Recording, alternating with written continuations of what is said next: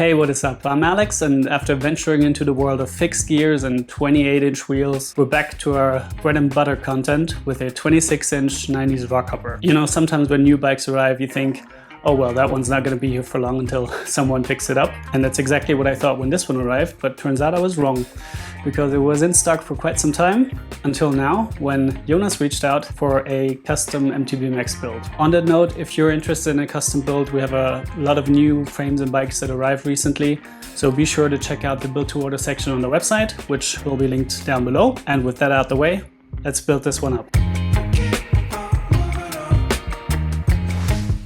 This very Ferrari-esque looking 1993 Rockhopper has to be high up on the list of my favorite Rockhopper designs of the 90s. It comes in Specialized's own custom butted tubing, which means it's a chromoly steel frame.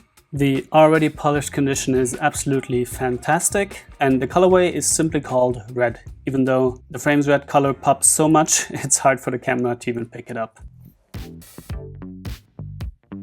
An MTBMX, much like the name suggests, is a combination of a vintage mountain bike and BMX handlebars. My go-tos are the MXR cruiser bars by Gusset. They are 720 millimeters wide, only have 5.75 inches of rise, and make for a really nice sporty yet comfortable ride.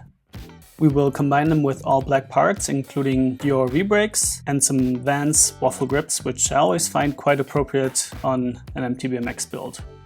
In terms of tires, we're going for black Maxxis DTH, and we're using our Bottoncino OG chainring on some very special cranks. Now you may be thinking, but Alex, how are they special? I see these kind of cranks all the time when I go through listings. What's special about them? You see, the thing is, there were two types of these black LX cranks out there back then, and they are really quite common in the 94mm BCD version. But these M560 cranks that we have here are actually 110 millimeters, which is quite rare. But enough with the talking and planning, let's finally do some building.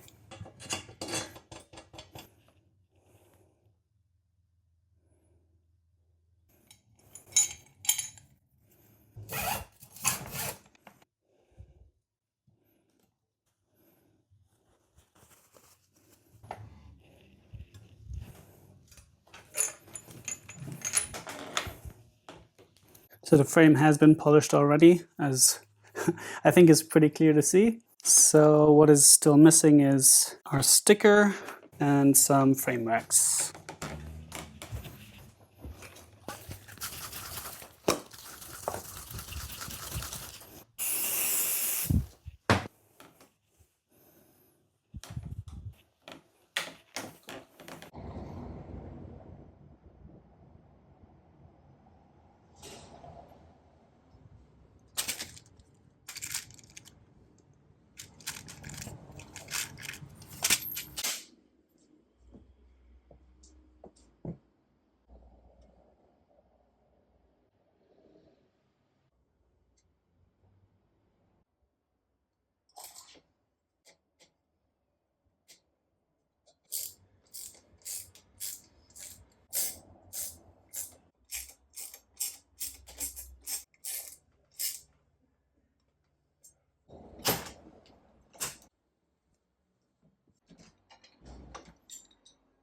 In case you ever wondered why I put a towel on the frame, this is why.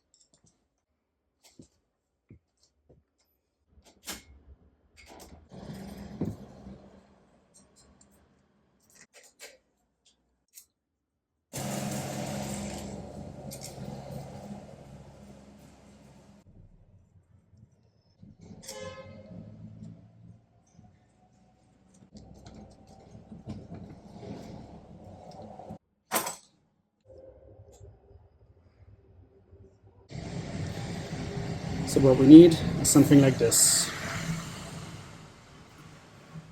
Give us a good chain line because we're going one by.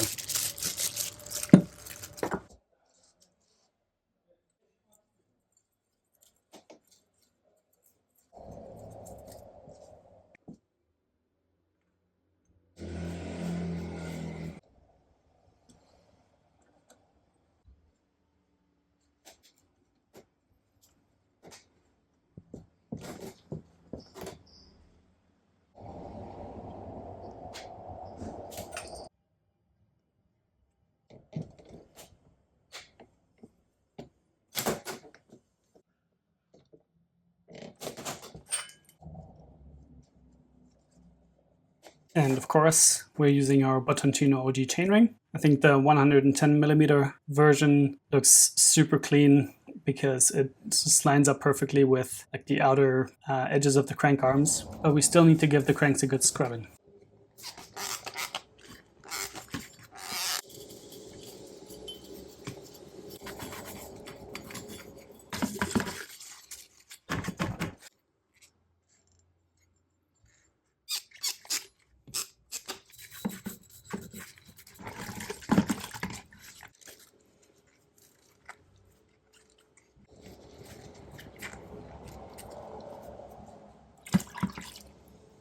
I think now that they're clean, they already look quite good. But the finish isn't really as shiny as it should be. You can see where it's scratched up. It's become quite matte. So we'll go over this with frame polish or paint polish and buff that up a little bit. It's definitely time well invested.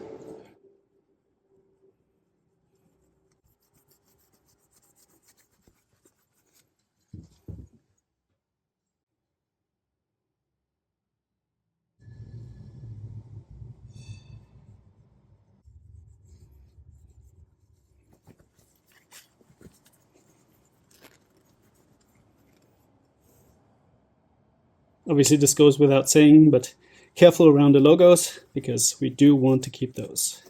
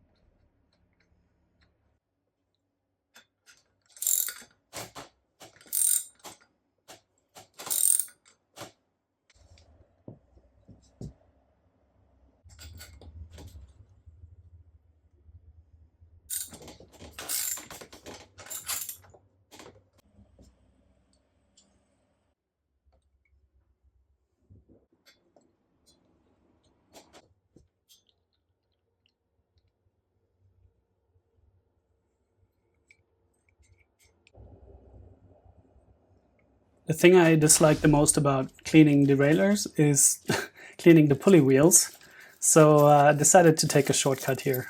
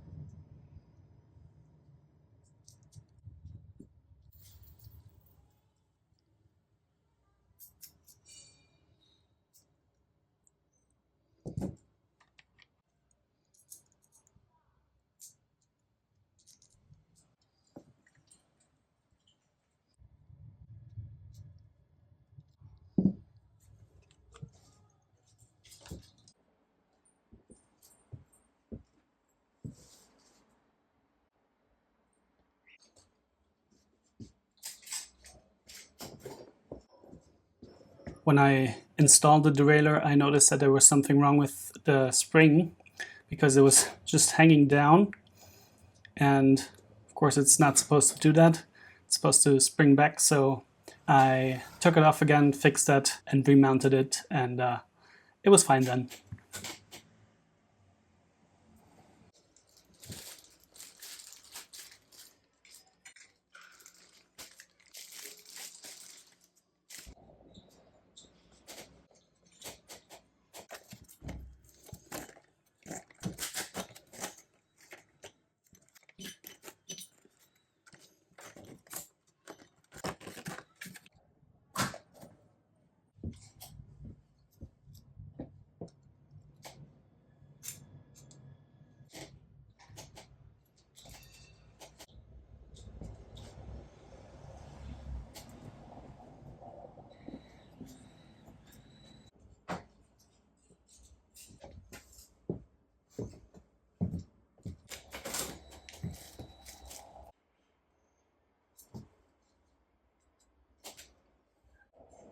What I haven't mentioned yet are the wheels, and for those I will do something that I have done a bunch of times in the past, where I combine vintage GR-LX hubs with brand new all-black rims and spokes. Because of brake wear, rims typically reach the end of their lifespan much quicker than hubs, so it's a nice, sustainable, and good-looking way for the hubs to live on. And every time I do this, I always get people asking about the length of spokes that I use, which is something I don't quite understand, because unless you're using the exact same hubs with the exact same rims, that information won't actually help you at all. But yeah, I'm using Halo white line rims with 32 holes that match the hubs, and Halo spokes as well.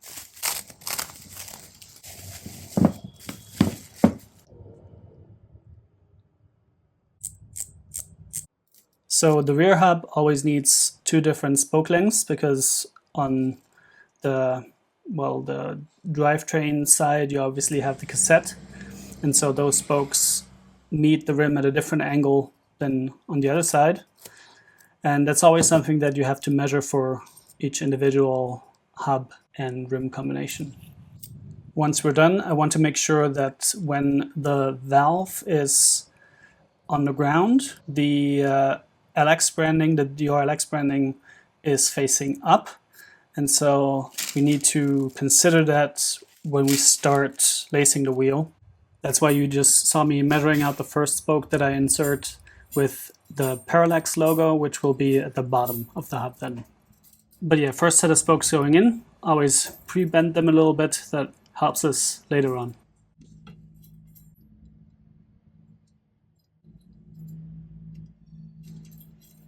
Once they're all attached to the rim with 3 holes distance in between them, it's time to flip over the wheel and do the same thing on the other side.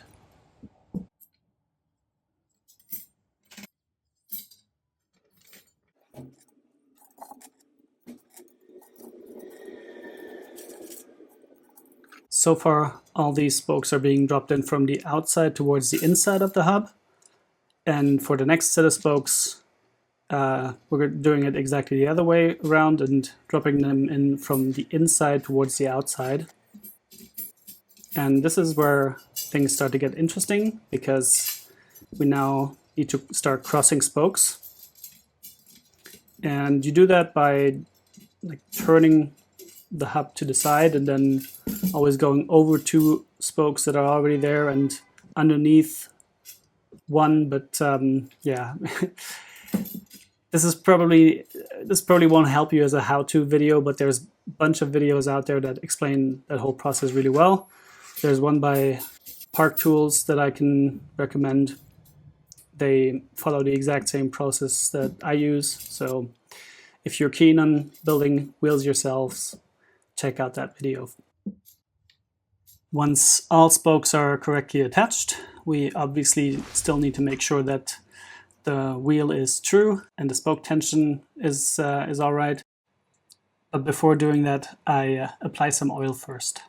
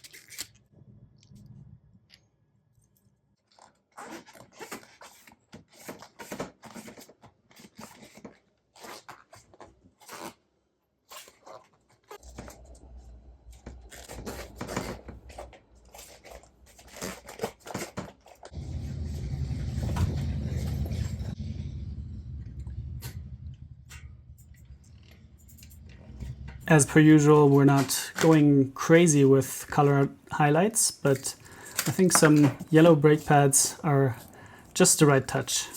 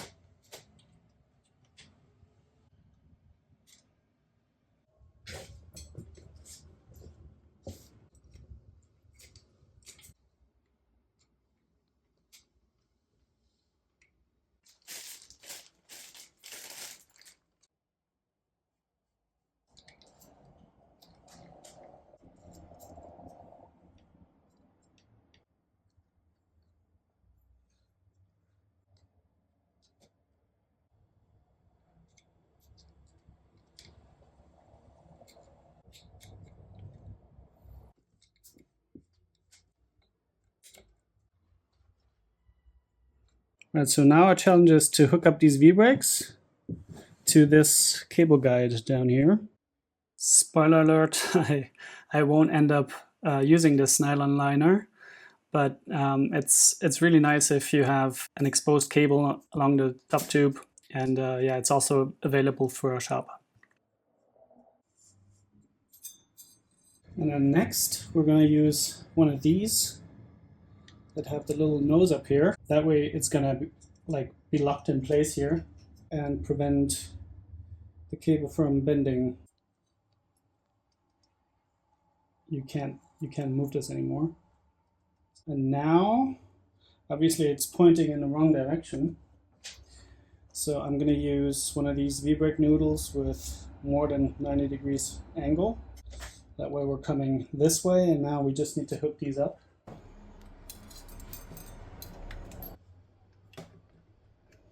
My initial solution didn't work, so this is what I came up with instead. It's a bit of an unconventional solution for sure, but most importantly, it works. The reason I didn't keep the nylon liner is because there was quite a bit of slack in the cable, which of course we don't want, because otherwise you pull your lever and you're just pulling the cable and not the brakes. So I replaced that with a standard brake cable housing, and that got rid of the slack and left us with only a few outstanding tasks, which means we can now look at the end result.